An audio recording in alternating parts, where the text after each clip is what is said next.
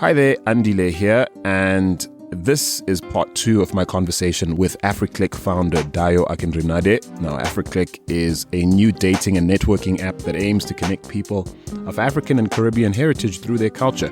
In this episode, Dayo sketches the magnitude of the business opportunity that she and her team are looking to convert, and she unpacks her company's growth focus. Now, before we roll on the episode, just a quick heads up. If you haven't listened to the first part of this episode, be sure to go back and do that first. And while I'm on the mic, I might as well remind you that the 4th annual Afrobytes marketplace will be taking place in Paris on Wednesday, the 15th of May, 2019. It's going down at Station F, the world's biggest startup campus, and we'd love for you to join us for what is no doubt in my mind, Europe's preeminent gathering of Africa-focused business and technology leaders, founders, investors, innovation architects, and policymakers. And so, courtesy of African Tech Roundup and the lovely folks at Afrobytes, you, a listener of this podcast, can get a handy 25% discount on tickets to the event using the offer code ATRU. Now, all you have to do is head to africantechroundup.com/Afrobytes 2019. That's africantechroundup.com/AFROBYTES 2019. Head there to book your seat now, and we can't wait to see you there. And now, enjoy the episode.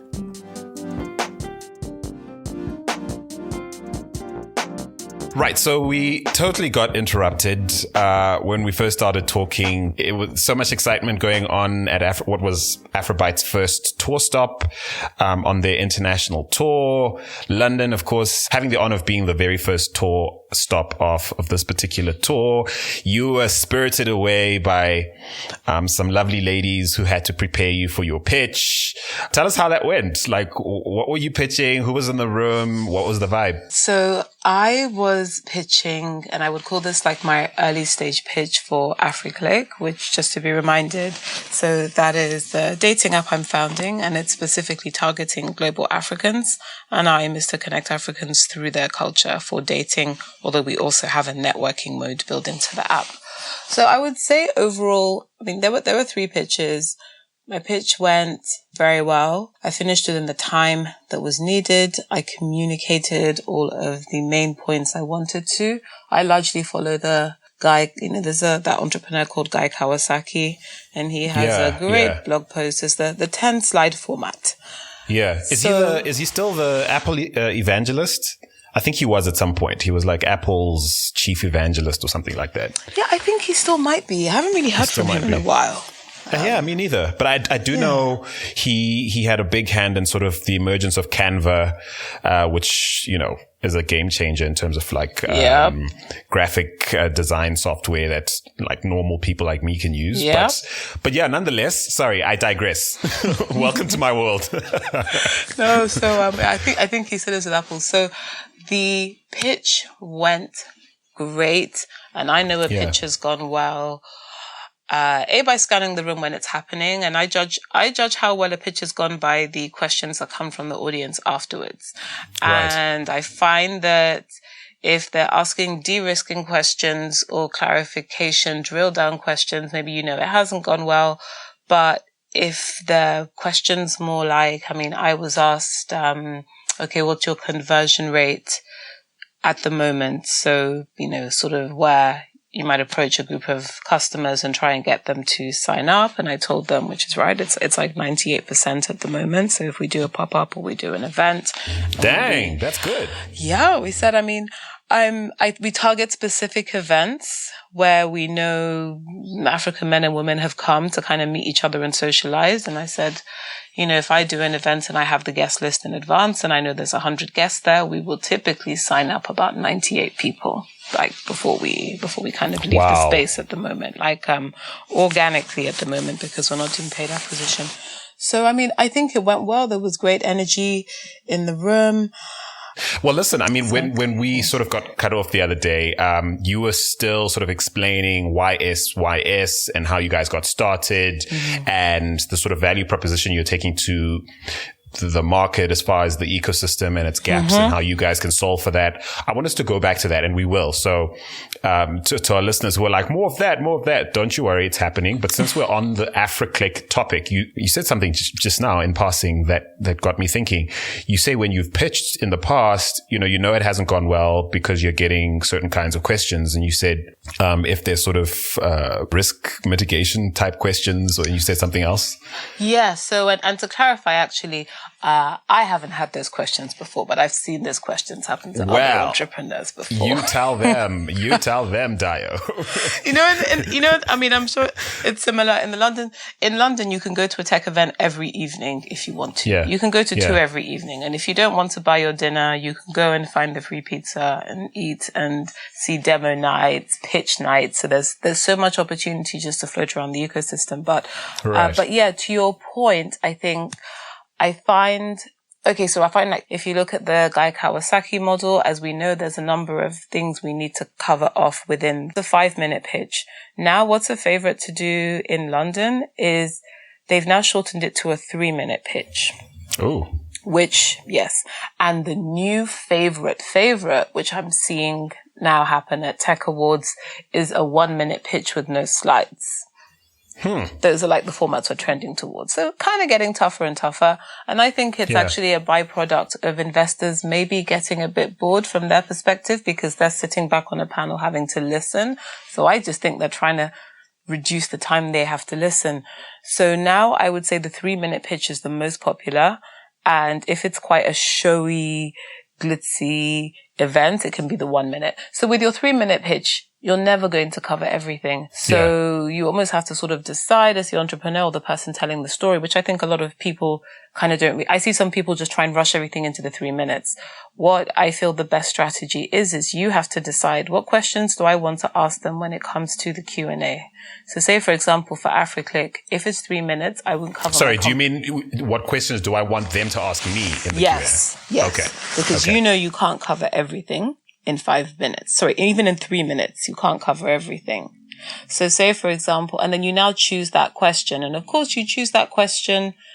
You want it to be the question that's the least risky thing about the story you're telling. So for example, with Africlick, if I only have 3 minutes, I won't do the competition slide.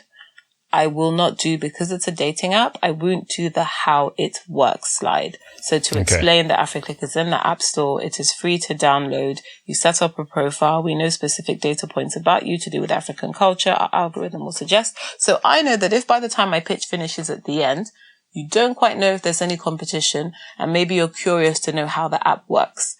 So I know those questions are going to come. I make sure those slides are positioned after my closing thank you slide. So as soon as you get the question, you flash up that slide. So you're kind of skillfully using the Q&A time to show them more information. I'm giving a lot of secrets. I'm giving a lot of secrets away. Keep it going, sister. You know how we roll over here. We love getting people to share like what's actually working, actionable insights. You know, we love that here. So you're in the right place for this. Okay, perfect. So in the Q&A, you'll flash up those slides and then use it to answer the question.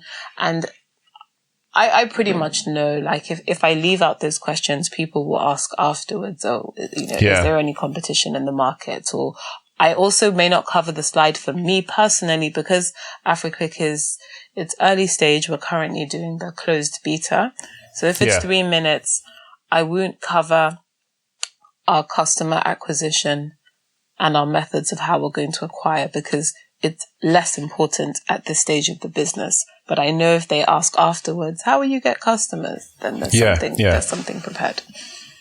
Right. And then you've obviously seen other people flame and then they get like certain kinds of questions. What sort of questions have you seen people get asked that indicate that they're on their way down? Okay. So I've seen, I wouldn't say the name of the startup. It was a startup to do with car rentals. Yeah. Making one aspect of car rentals a little bit easier.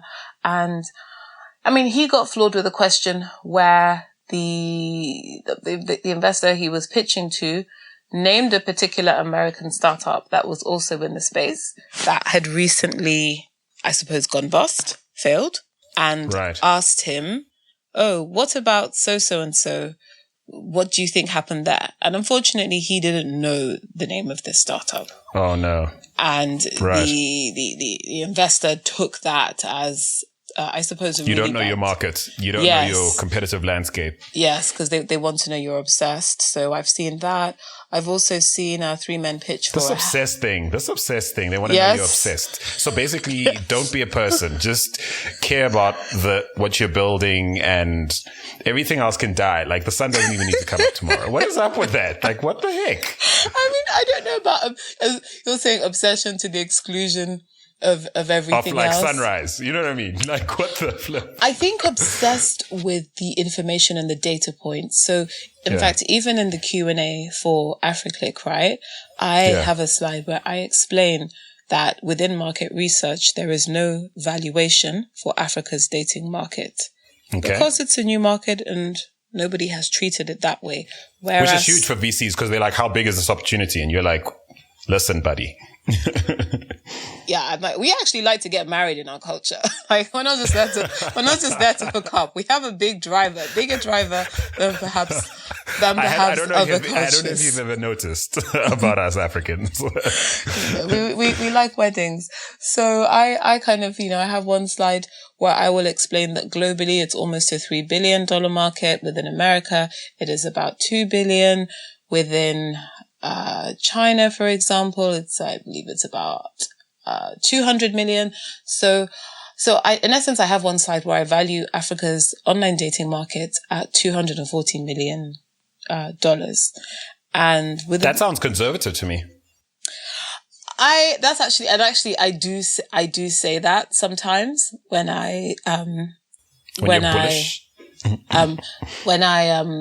if I'm sitting down with people, I do say it's conservative. It's a bottom up estimation.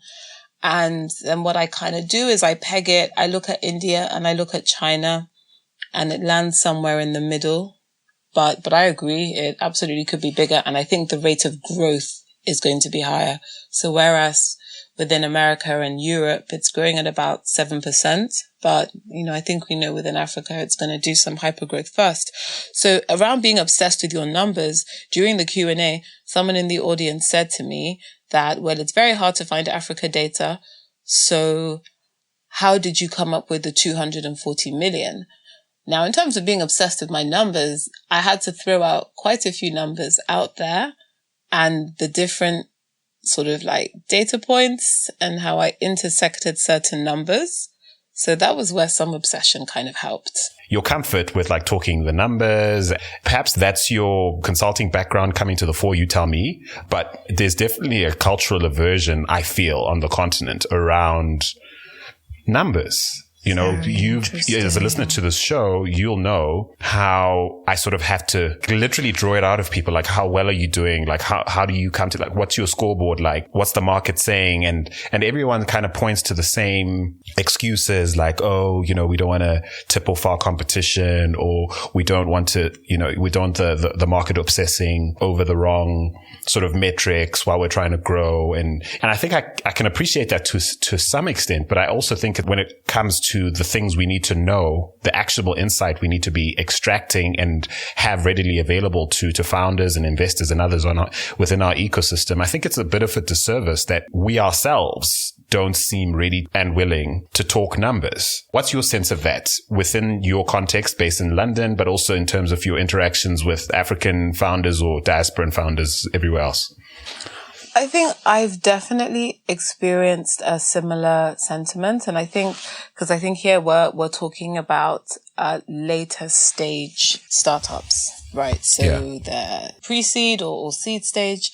And I mean, I can understand to an extent. So say, for example, within the field of dating, a lot of dating apps that are launched and functional, a lot of them will not tell you how many maybe monthly active users that they have. I think there is a reluctance to discuss the key metrics. And until a startup, maybe they've hit that hyper growth, maybe once they're at the top of the hockey stick and it starts to look impressive, then you will start to see the numbers. And to your point, I think that culture does a disservice to younger entrepreneurs coming up. It does a disservice to even investors, because I know within the UK, for example, within venture capital firms, there's actually a known culture of sometimes if a startup approaches a VC, even if they know they're not going to invest, sometimes they will still go through the process of requesting access to all of their information. And what the venture capitalist is doing is adding their metrics to their library of metrics to then use it to assess similar entrepreneurs in other industries in the future. They'll never tell you this, but a lot of the time this is what is happening. So even the VCs are gathering data to benchmark. I mean, one great source that I found that has really helped me. Are you familiar with Airtable? I am familiar with Airtable. Yeah, it's a little bit like, it's like Typeform. So within Airtable, somebody set up like a Airtable gallery / not quite a database. And it's called a Startup Pitch Decks with just hyphen in between. And I've sent you the link in case you want to share it with the viewers. I will indeed. Or the listeners rather. So Startup Pitch Decks, it's a database of loads and loads and loads of pitch decks. And what's great about it is some of them are pre-seed, some of them are Series A, some are Series B, some are Series C. Companies even like, aside from things we know like Coinbase and Magic Leap and Launch Rock and Buffer, but also lesser known startups. For me, it's a brilliant resource because I find once a startup gets to about Series A and B, their metrics are not a secret. And once they're raising further rounds, you can often find the cost of customer acquisition. You can find the spend on advertising. For me, this has been a gold mine because sometimes as entrepreneurs, we don't really know what is the benchmark. How well should we be doing? And I think that's why so many people are in love with the How I Built This podcast. Yeah. I really think that's someone said it's quite painful, but I think that's the point. So someone I quite respect, actually, a founder himself, actually says he has to listen, but he finds it painful. And I think it's because, like many people out there, he's not necessarily inclined to the detail that's sometimes unpacked in that podcast around, again, numbers, interesting, the nuances of growth. Which I think actually kind of makes sense, which also makes our podcast not one for everybody, which I wish it was. I wish this was sort of like a mainstream delicacy. I think it's a mainstream delicacy for Africa Tech, my friend. Well, that's very kind of you to say. And we certainly like to think so. But the conversations we have internally are like, are we doing enough to hold everyone to account? Africlick included. Like, are we asking the questions that actually move the needle? Because people want to know. Yeah, because people need to know. People need to know. People need to know. I do we can't have someone else starting a dating app like another young sort of African or diasporan starting a dating app like you and having to start from a lower base than you did, and making similar mistakes. Although I will say to anybody listening, if you are interested in African dating and you're thinking of starting an app, just email me at info@africlick.com and come and join the team, because I will say that something I do see, and I'll restrict this particularly to the UK Black British tech, is that I find I don't see enough teams. Oh, I see. So I find when I go we're to not collaborative enough. Now, okay, I wouldn't throw in that word because, that word can trigger people and say, oh, I'm a team player and this, but to your point, I think maybe sometimes whether it's trust, whether it's ego, whether it's lack of network, whether it's the fact that maybe our people don't have complementary skill sets. So maybe if two people have the same skill, then, what's the point in kind of getting together? I mean, don't get me wrong, I do see teams, but I do find that because sometimes like I judge at hackathons or mentor or, sometimes I participate in startup things where I'm kind of helping out like from the sideline. And I do often find that, and this is even me saying it myself in terms of I'm technically, although I have a team, I am technically a solo founder. So one could say I'm guilty of this too, but I see too many of us, which is okay that I see too many of us solo. But then what I then see are solo people working on similar concepts. And then I'm like, guys, get together. If you are some happy-go-lucky white English people. They're always coming along in a team of 3 and 4, full of smiles. They may not even have complementary skill sets. So you've got 3 business developers, together. And even I'm looking in my head thinking, okay, guys, this doesn't work. But they're a team, Yeah. So, yeah. Look, I certainly have experienced that coming into the sort of tech media space. I was regarded with a lot of suspicion in the first sort of couple of years of being here and sort of reaching out to fellow publishers and media makers who are like, please, because my thing was, Quartz is coming. It's only a matter of time before, in the context of podcasts, to my mind, it was like Slate might do their thing. And BBC is certainly showing us that, people are coming for our stories, for our insights, for, they want to corner the narrative in the context of what we do. And we can't be fighting over scraps, folks. Let's collaborate. And I have to admit, even in the context of what I do, it's been really tough to get people to see it that way. It's definitely starting to happen. There's collaboration happening behind the scenes and we're starting to do things and do business together. But it's definitely didn't come as naturally as one might have hoped or have sort of idealized before. In our continent of scarcity, as a Nigerian, where there's never enough even water and electricity, I think sometimes that's what holds us back from the collaboration, because it's this environment of survival and there is just never enough.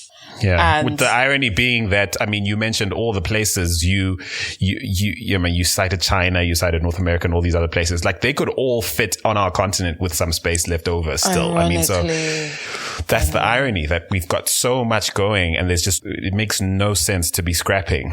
Absolutely. And because they're coming and they're organized and they're monetized. They're unified. They're unified absolutely. And they don't mind like our chaos and our inability to get together. Like, they don't mind at all. Even looking at Afrobytes landing in London, that was with the support of Gary Stewart of Wira UK. He's the head of Wira Telefonica, the accelerator. YSYS, we came on as community partners and we're like doing the whole media partnership thing. You from guys here. are doing the media. This is how things come together. It has to work this way. But then, again, I don't even know how we got here, but make the case for Africlick. We've got Facebook out in these streets. We've got pretty much every major social media platform. We have Tinder. We have Bumble. That's trying to, facilitate everything from illicit hookups to, giving you your lifetime partner. Yes. Talk to me. Why Africlick? What's the big sell here? And I'm not speaking really as a skeptic. I'm really just curious to know, like, of all the things you would sort of settle on this as a sort of business opportunity to pursue. Absolutely. Business opportunity. And also there is a strong sense of vocation and the fact that Black people deserve better. I was really driven to start Africlick from having really bad experiences on mainstream dating apps. And not just myself, a lot of people around me.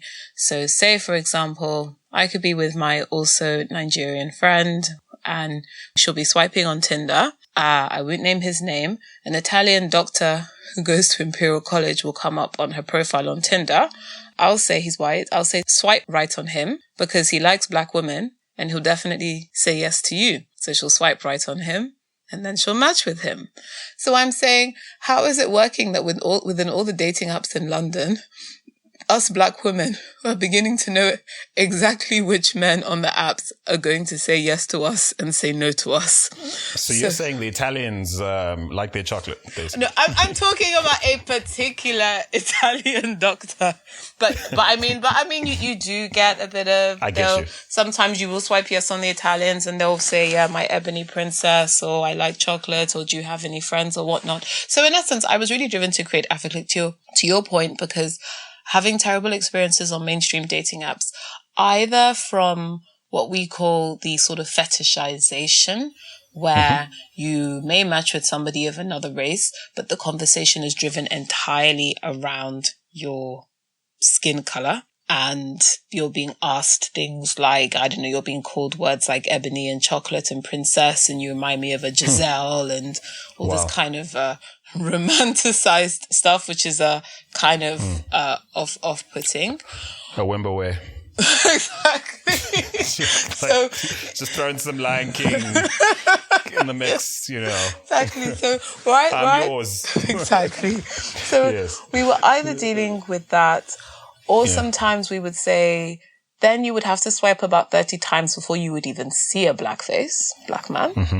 Then when you see a black man, you have to question, does he date black women? Dating in the diaspora, black women is one of the few demographics that if we meet a black man, we actually have to think first, does he date within his race? That's the thing now. You can't just assume. And, you can assume and go up to him, but you're trying to sort of find that out. Then also what I found is that with the culture, with the current apps out there, everything is very much geared towards the hookup culture. So if I make a profile on Tinder, it's taking my name, my age, my job title, and my location. That's it. For me, that's not enough information. For a lot of people I know, it's not enough information. Even if we look at like our culture, I don't just for an African, it's certainly not enough information. No, it's not enough information. Just like... I mean, the way I describe it kind of in investor speak, I say that with Africans, I say we don't just match on personality and attraction. We also match on social status and ethnicity. Now, what we mean breaking that down is, and I give my typical example where I say, this is Chioma. I said she lives in London, but she's also from Nigeria, which is important to her. I say she's also Igbo, which is very important to her. I say that Chioma has an undergraduate degree and her family sacrificed a lot of their dignity to move to the UK and start again so that she could get a great education. So when she's looking for a partner, it is imperative to her that she's also finding somebody who has had that level of education, because so much sacrifice has gone in to get her there. These are all of the things she's looking at.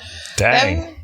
Then we're saying Chioma has sickle cell genotype. So she's a carrier. Her blood type is SC, which means that she lives a perfectly normal life, which by the way, 10% of sub-Saharan Africans are sickle cell carriers. It's just something we kind of don't really sort of talk about, but it means that if she is looking to match up with somebody and have children, she needs to be cognizant of what his blood type is as well. Because if he is also SE, then, there's a 1 in 4 chance that their child will be like fully sickle cell and have a reduced life expectancy. And it's something which now we just need to be responsible in our culture, right? And do the genotyping and match and try and avoid these things. So in essence, with Africlick, really, our profiles, they fit our culture, where you can give your name, the city you live in, where you're originally from. If you have another ethnic group you identify with, you can put that. You can put your level of education. You can put your job.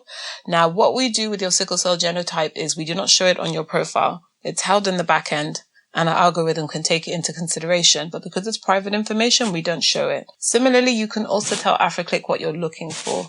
So you can say if you just want casual dating, or married in the next 1 to 2 years, or married in the next 3 to 10 years.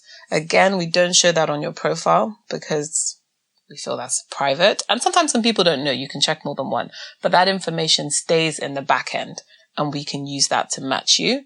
We also have cute hashtags, which are tailored to our culture. So we have things like, super malt and Afrobeats and Afro house. So when you're putting your interests, you can just choose from all of these hashtags, which are tailored I hope you have towards church the culture. up in there. I'm sure we do. And I think we have something for Muslim as well.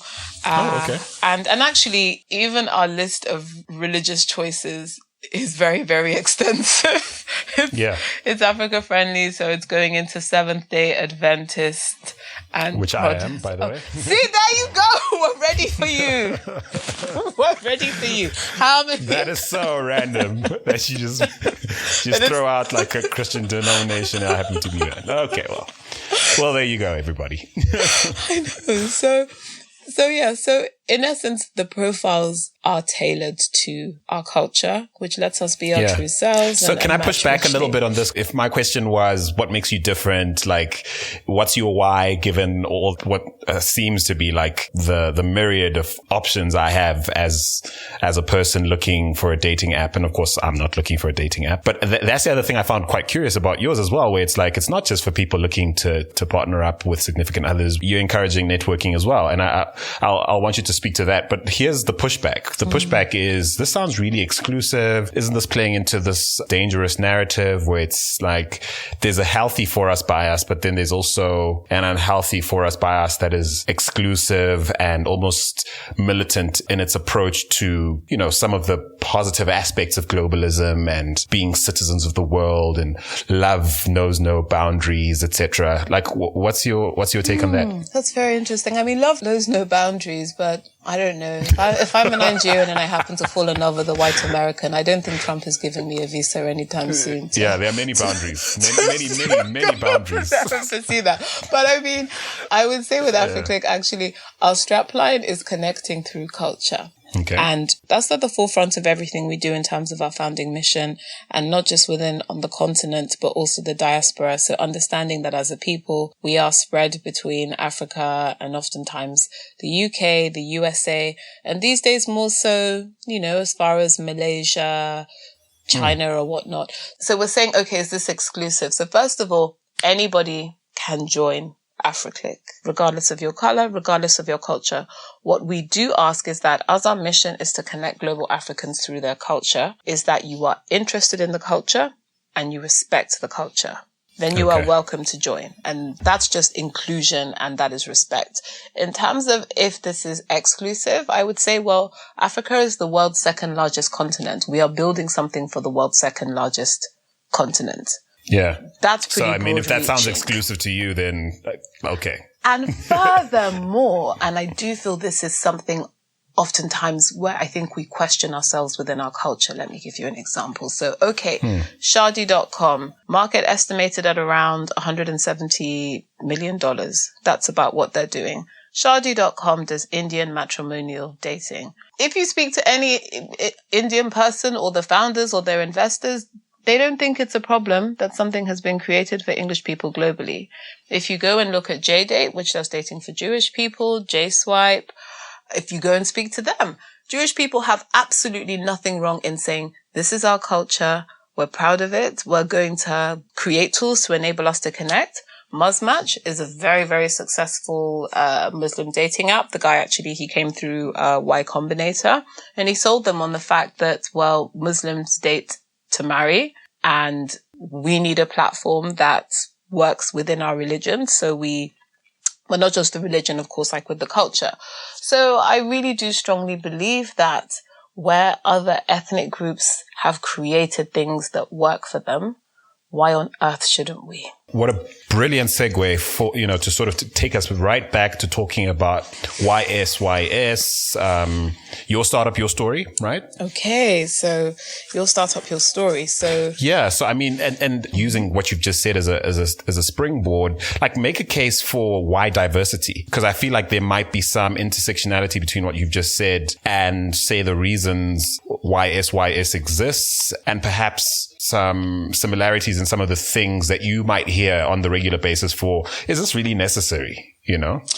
So, I mean, why is YS? Okay. Which stands for Your Startup, Your Story. And if anybody wants to read more, our website is called thisisYSYS.com. And so, recapping from the top of our conversation where I explained that initially YSYS, it was founded by Dayo Akinrinade, and we were a WhatsApp group of people in London. Some people were curious about tech. Some people were transitioning their careers into tech. There were people like me who perhaps my previous career was more enterprise technology, but not necessarily startup tech, which is kind of seen as slightly different.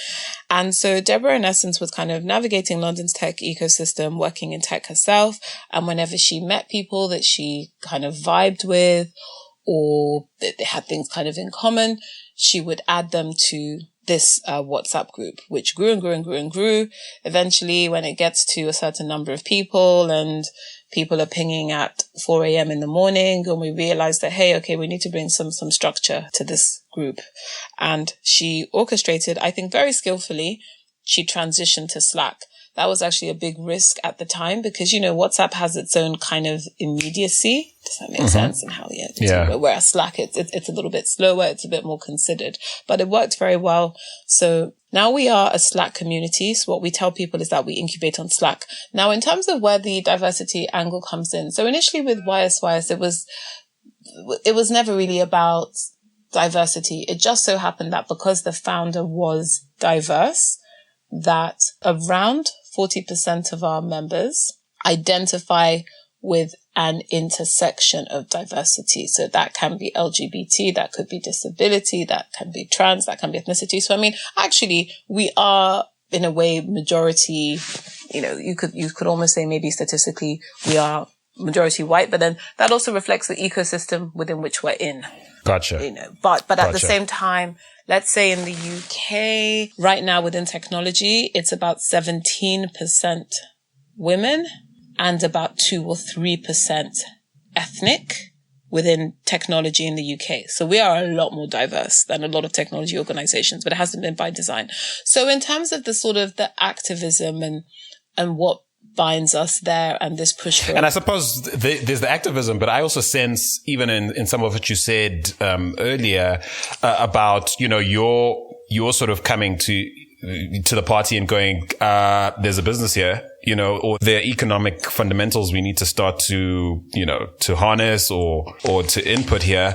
I feel like you might have had the same sort of thinking around something like Africlick, which should exist because it should exist, because it's important, because, people matter, because Black people matter, because, we deserve love yes, and all the rest of it. But then there's also the economics of it. So, marry the two if you can, like the whole diversity thing with the whole economics, because some people struggle with joining the dots. And for me, I feel like that's the most pragmatic way to explain it, to be an activist in the space. So with YSYS, what started to happen, whether it was organically through our network, because of course in entrepreneurship, network is, and even business, network is so critical, right?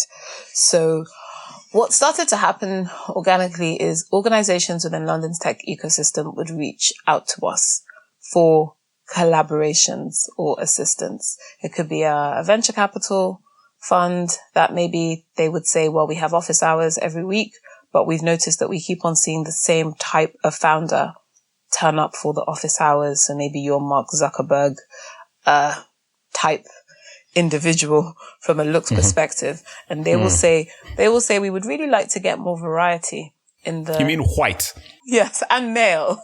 Hence Mark Zuckerberg. Just in case, like, we're losing people here. No, absolutely. And in fact, in the UK, it is not a term I ever use. In fact, only white women use this term in the UK. They've started to say pale, male, and stale. Whoa. Okay. The last bit's harsh, I feel. Yes, I never use this terminology. But then I think white British women have the privilege, so they can stand on a conference stage and say, oh, this panel is so pale, male, and stale. It's not something I use. I don't think it's helpful, but that's up to them. But I think in the same way, I made a joke about Italians liking chocolate, which would probably be totally inappropriate if I was in fact Italian. there you go. This world is just full of interesting rules that don't apply to everybody. Exactly, and the privilege for who can say what.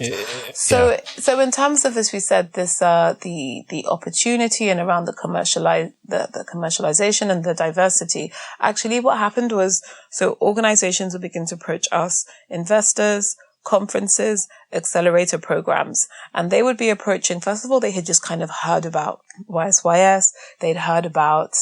Maybe so, because the thing about us is so many of our members are building amazing things in the ecosystem.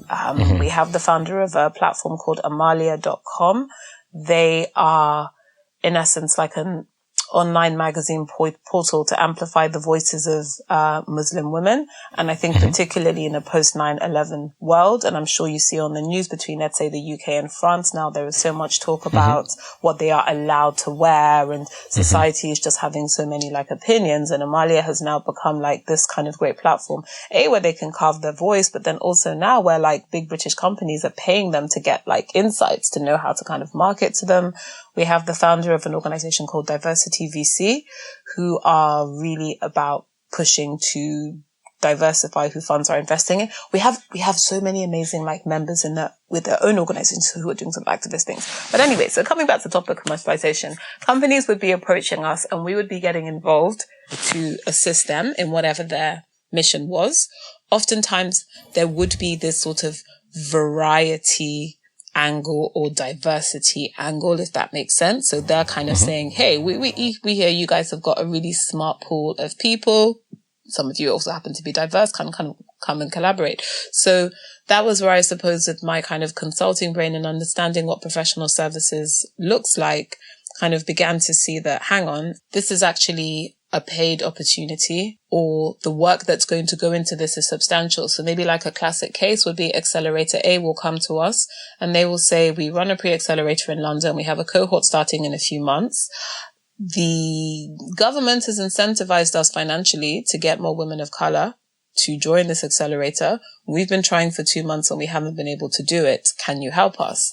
And typically immediately then just going in to assess the situation, I then have to tell them this is not going to be as simple as bringing you some diverse female founders, because when we look at the way your program is set up, when we look at the diversity of your mentor pool, when we look at the schedule of programming for your accelerator, maybe it's not parent friendly. You don't have any diverse mentors.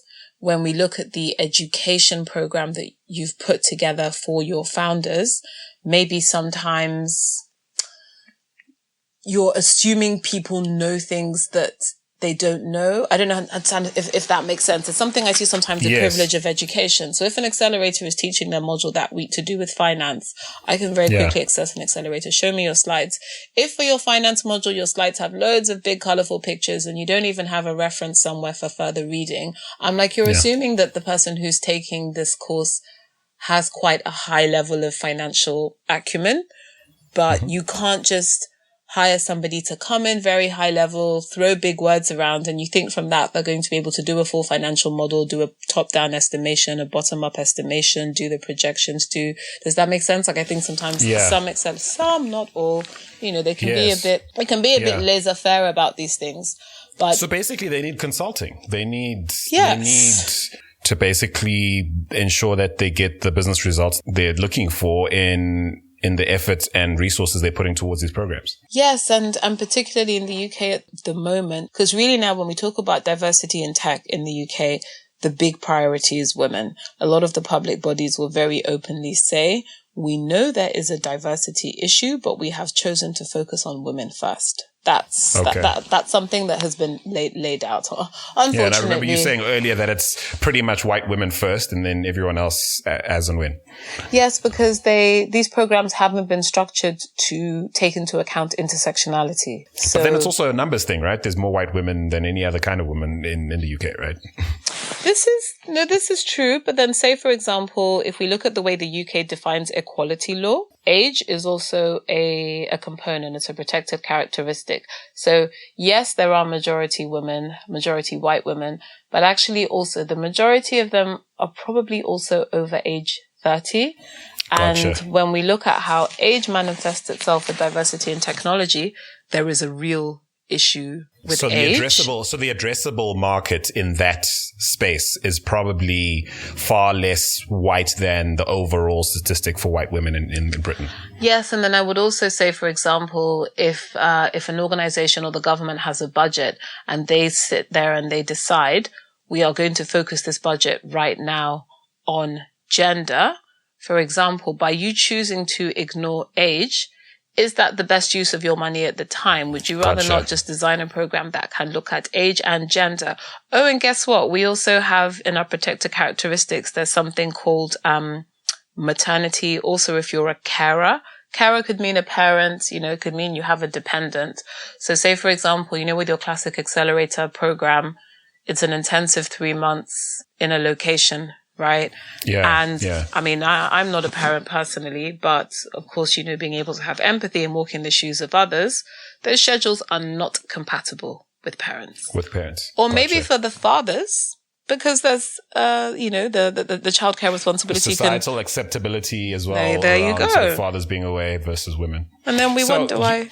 It's been fascinating just listening you talk about this, because I feel like I've caught a glimpse of the way you apply your skills and training as a consultant, even sort of as a technical person within computer science and entrepreneurship within the space. I feel like, just listening to you in the last 10, 15 minutes has been quite an education. I wonder how much of that sort of thinking you apply to Africlick, where it's like, okay, we know it should exist. We know it's important. I've experienced these pains, on the sort of business opportunity side of it, productizing it.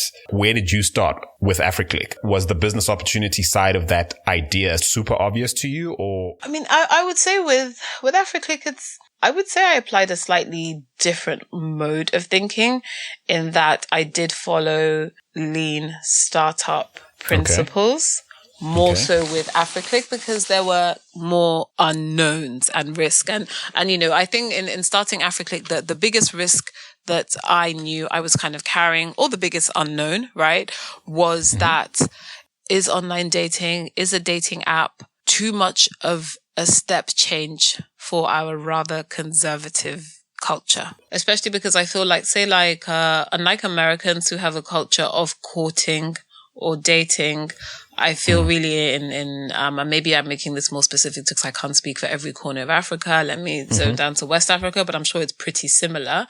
We're kind of not really expected to date and experiment that much. Your parents kind of want to think that you were getting educated and you were single and you were a virgin. Then one day you show up with your fiance. They don't really tend to want to know what journey happened in the middle. That's pretty of the fair. two. That's pretty fair, isn't it? Yeah. And they don't want that journey to be too long. Nobody talks about that. It's just watch our village at us. Just watch our village at us on this. But no. I think the village would pretty much vibe with that. I mean, we're accounting for nuance and the fact that we're not all one people. We're not all we're not a monolith. All those good things, right? Cool. Absolutely. Yeah. So I think the biggest risk was that, and so for me, in applying kind of lean startup principles and saying, okay, fine, what cheap experiments can I do up front to validate that this is something, well, first of all, that this is a problem that people have, right? Because we try not to be in love with the solution and, focus on the problem, because this, Africlick maybe could have solved the problem in many different ways. So actually the first thing that I would say, my first sort of big leap to test Africlick, was I had an event. I called it Black Dating Rewired. It happened in the financial district of London in the city. It was a Thursday evening after work, meaning that all of the hardworking Black professionals could come after work. And in essence, I knew I was designing this for, because at the time, that's also myself, if that makes sense. Like, I worked in the city, I worked long hours. So I knew I was also designing the type of thing that I would have loved. Work for you. That I would love to do, because for a lot of us, we'll be in our offices and we will either be the only Black face, or I'll smile at the security guard when I come in, because he's usually going to be from somewhere in Africa, and he'll give you a special smile in the morning, because even he kind of knows it was just the nod. He'll give you the nod. But if you're a female as well, sometimes they give you a sweet smile. Does that make sense? Because they'll often know. We see you, sister. We see you, young. Exactly. I see you, daughter. Exactly, because sometimes you're leaving there at 9, 10 p.m. at night and they're like, are you okay? Is your taxi there? They care about us. But either way, we're in these sort of very sanitized environments where a lot of us have, first of all, a lot of people have code switched, meaning, they've changed, they've altered their voice. So a lot of Black men will say, they'll be like, I don't understand why I speak 3 octaves higher when I'm in the office every day. When I'm in Mayfair. No, but even in the office. they do in it. The office. Okay. Yes, okay. because, black men are often, they're not demasculating, but there's a way they carry themselves. You have to tone it down. Let's be honest. Yes. So we're like, let people just come and kind of let loose. So I did it was a panel discussion event. We called it Black Dating Rewired, where we talked about black dating and relationships. I put together a panel of men and also a panel of dating experts, and I pre-published the topics. And, we talked about things like, are we still guilty of colorism in dating? We talked about, I like to go in for like the topic. Whoa. But again, also that's also where I can bring my consulting brain, because I know how to structure a discussion, have the discussion points, brief the speakers, facilitate. We had a topic where we said something like, do our parents have too much impact on our dating habits and relationships? Now that opened, yes. And that went to places where, I had one lady on the platform who, one woman said, well, my granddad had, I think it was about 8 wives, and there's polygamy in my family. So she could accept and say, look, to this day, I've had to do the work to understand that this is how it's impacted my relationships. We had another man on the panel that said, look, my parents moved over from Nigeria, maybe in like the 50s. My father left and started another family. My mom was a single mother alone. And he then explained that, well, he ended up resenting his mother because she had to play the role of a father and a mother and a breadwinner. So I guess she was kind of upset and very angry all of the time. But ultimately, she was surviving and keeping her family together. But he said, I've had to do the work to understand that this is why today sometimes I don't date black women, because I have this problem going all the way back. So it's curating an environment where people can open up, where, here's an idea for you. You need to do one with married people. Let me tell you, my wife and I are all up in that. I really do. I am telling you, because that's the other side of this. Because the networking part, which we didn't get to, I don't think we're going to have time to talk about the whole networking side of what you have planned, which I hope we get to speak about at some other time, because you have to be back on the show. At this point, you're a friend of the show. Never mind. Like we normally call them friends of the show after they've on at least twice, but you're a friend of the show, and we have to come back and talk about this. But I'll say like, the science of actually dating other couples when you're married is a whole thing. And also dating other couples while black. It's a whole thing. Yes. Yeah. That's something for nothing. Something for thank nothing. You. It's been noted down. And actually it's interesting, because really on the networking side, it was married people a lot that were telling me include a networking side, because they were thinking about themselves and they were also thinking about their children in the diaspora, saying that I need my children to be able to reach out and connect with people who are from where they're from. Of course they're going to have a variety of international friends, as do I, even myself. My friends are from all over the world. But it's important to be able to touch base with people who look like you and who have had similar experiences. Yeah. So. But sorry, I interrupted you because you were on your way to explaining how this was your experiment. Okay, yes. And you were applying lean startup principles to sort of developing. I suppose at this point you're trying to develop the idea past this just needs to happen because it needs to happen, or this matters to me, or I want this to exist. Right? Yes. So this was about saying, okay, is there enough of a challenge within dating, within our demographic? So within black dating, because actually, as much as we say African, Caribbean is there as well, African and Caribbean descent. It was around let's have this discussion to see whether our people are experiencing, whether you talk about a problem or pain in this area, and are the nuances enough that it is worth creating a different platform, something separate. And then what I did with that event in particular was that I made the tickets free, but then people had to fill in like a very, very long survey. Like I think it was about 15 questions. And that's smart. That is so smart. It's essentially people paid to attend, but they paid in the most important currency for you, which was the data.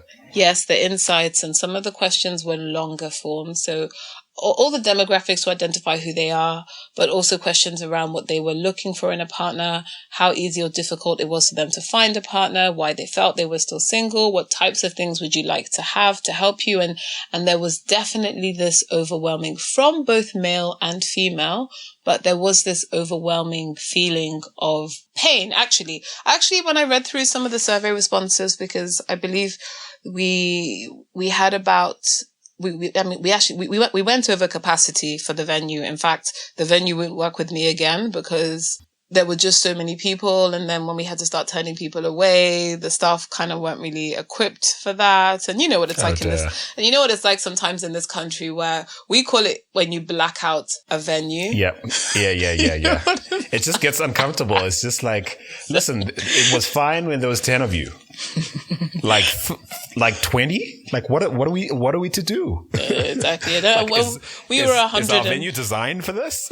And you know, we were 100. Exactly. And we were 150. And you know, at the end of an event, my word. And then we know at the end of an event, we don't like to go home because everyone is so excited just to be surrounded by people with commonalities. So The vibe is right. Everyone just kind of wants to talk. And then also what I noticed at the Africlick event for Black Dating Rewired, a lot of parents came as well. A lot of people in their 50s and 60s came. And when they stood up to speak, they said, I'm here for my children because I am worried about how difficult I think it is for them. So even some families came. Wow. And so what would you have distilled from that essentially got you thinking, okay, definitely I have enough here to sort of justify like looking for money, pitching real investors who aren't sentimental or aren't necessarily sold on, on my values or all of this? Like, what did it come down to in terms of the economics? I think it was me validating that if you are of Afro-Caribbean descent, and at least within the location I surveyed, that it is not easy to find a partner. That was really what I wanted to take away. If I had done this event and everyone had said, it's easy, it's so easy, then I may or may not. To be fair, I could have still done it. It could have just been maybe like a broader, more mass market play, but it was to validate that it's not easy. And that was definitely the overwhelming signal. And I mean, to this day, actually, when people ask me what keeps you going in building Africlick, I say it's our future users, because now I can't even go out to an event. People will approach me and be like, when is it ready? I need to find my husband. Or guys will be like, I need to meet my wife. What's going on? We need this. And also now, because our closed beta right now is Android, because we're building native apps just so we can have a kind of robust user experience. So all the iOS crew are harassing me periodically, saying, hurry up. So when people say, what keeps you going? I'm like, I'm accountable now. I have to deliver something, which actually is... I have a constituent. And it's pressure as well, actually. I feel and a lot of pressure. How are you funding this? Is this bootstrapped? Were some angels involved? So we're bootstrapped at the moment. I did get a little bit of like a few thousand grant funding. Grant meaning it doesn't have to be paid back, but in essence, I entered like 3 early stage pitch competitions, and typically there maybe you can get 1,000, you can get 5,000. So which I think I took away about, it's 5, so not a lot, a little bit under £10,000. But the great thing is it's a grant. You don't have to pay it back. Okay. So it's not sitting on in your balance sheet as a liability. Yes. And I think even those things for me, like being able to enter a competition and prove to people, often majority white panel, so it takes extra convincing. Look, not that I rate these competitions. I just like them when people like you are getting the money. exactly. But I totally don't rate. I totally think I suppose the context is totally different because, again, you're in a developed setting, and I think there's already a culture towards resourcing good ideas. Yes. It's just, I think that just comes with the privilege of being part of the global north or the west. Whereas here, I just think the same sort of 3-4 nights a week, a competition here, a competition there, I think does more damage on the continent, given where we're at in the development cycle of our ecosystem. I think that's a fair point. It's not. So I'm not panning it all, and I don't think it shouldn't exist. I think here, can we just fix ecosystem fundamentals before we enable brands to sort of PR their way to fanboy status by like throwing $1,000 here, $5,000 there, you know? It's true because it's not sustainable for the stage where Africa is at. Exactly. Well, whereas with an ecosystem like you guys, where you're past sort of dealing in many respects, but I mean, by and large, relative to Africa, even diasporan founders, African founders based in the UK aren't necessarily dealing with the same existential issues. Absolutely not. Like, we're very privileged. We're very privileged here. So £5,000, £2,000 here and there, like to keep you sort of motivated to keep trying, experimenting, I think makes sense in that context. If you understand what I mean. Absolutely. So I don't mean to knock it yet. No, absolutely. I think in London ecosystem, we have so many resources available. Yeah. And I think what we have as well, organizations like Tech Nation and Capital Enterprise that are like ecosystem builders and accelerators and incubators. And because they get a big chunk of their money from the government and from the EU, I don't know what's going to happen after Brexit. But what happens with these bodies is because the money is coming from government and EU, they're quite generous with it. Does that make sense? Because you're not running a P&L. Or you're going to report to the government at the end of the year, for example. Someone got it. Yeah. How many individuals did we educate?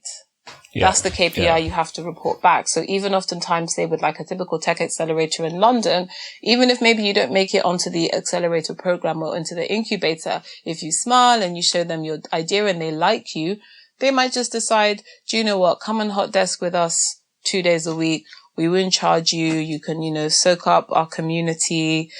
People are always offering event space for free. Like there's really so much you can build in London. There's so much, and we're very lucky, very, very lucky. Gotcha.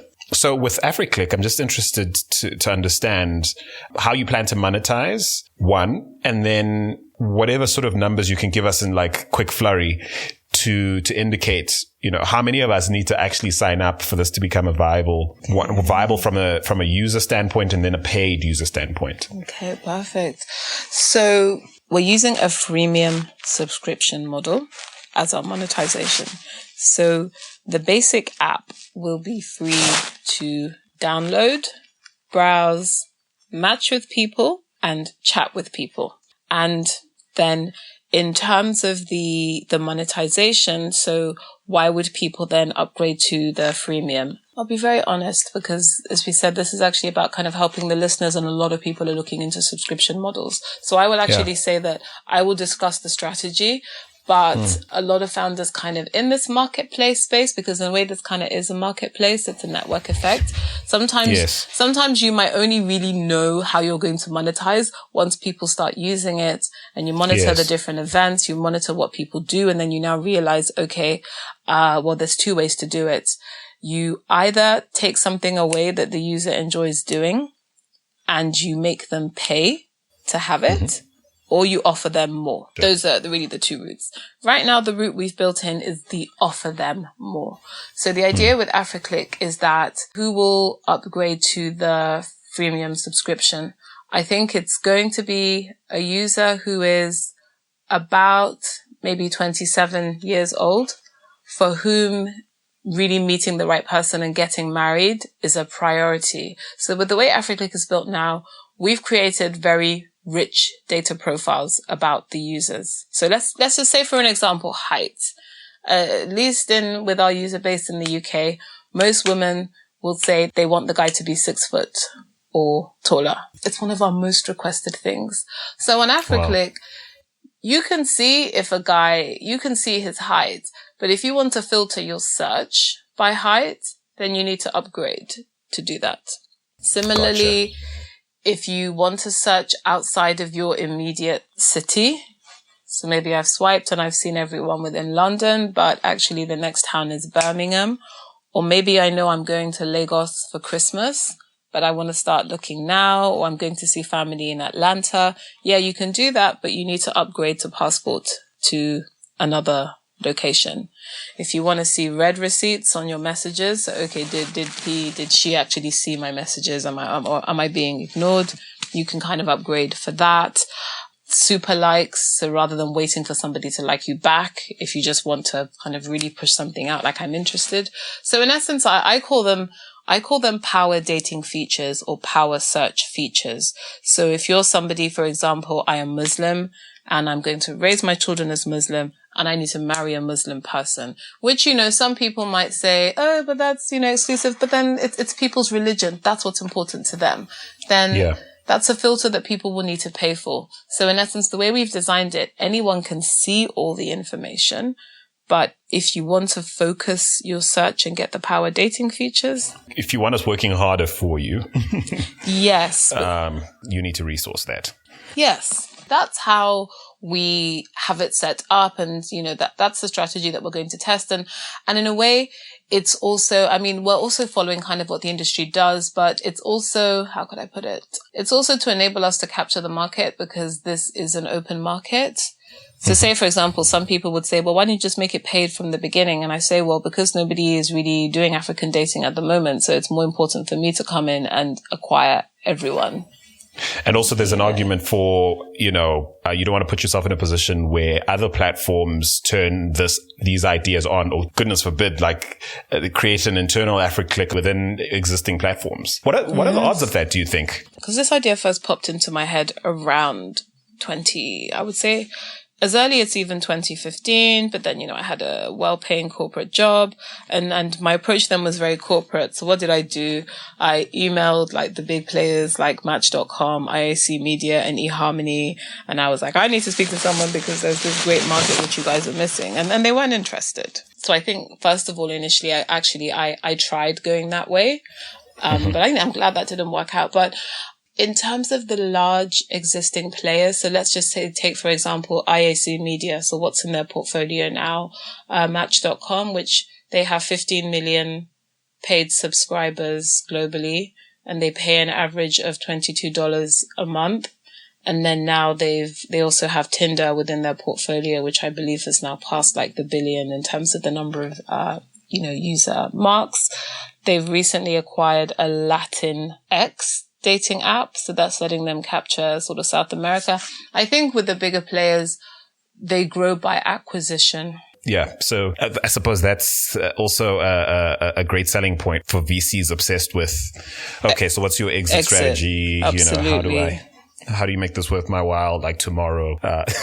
Absolutely. Sorry, I have mixed feelings about VC, but as you can tell. But yeah, I totally get you. You know, I suppose, last question, I promise. In the context of what you're building, in the context of what brought you here, it's like in broad strokes now, what's winning for London Black Tech over the next short term? So 1 to 2 years, what's winning?